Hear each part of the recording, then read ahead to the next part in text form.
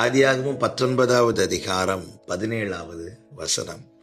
அவர்களை வெளியே கொண்டு போய்விட்ட பின்பு அவர், உன் ஜீவன் தப்ப ஓடிப்போ, பின்னிட்டு பாராதே, இந்த சமபூமியில் எங்கும் நில்லாதே, நீ அழியாதபடிக்கு மலைக்கு ஓடிப்போ என்றார்.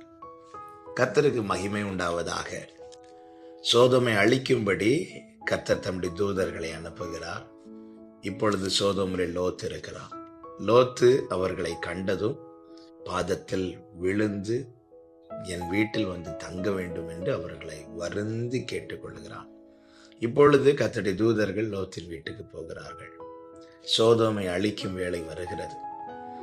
சோதோம் அழிக்கப்படும் போது லோத்தும் அழிந்து போக வேண்டியவன். அவன் சோதோமிலே குடியிருக்கிறான். ஆனாலும் கர்த்தர் அவன் மேல் வைத்த தயவினாலும்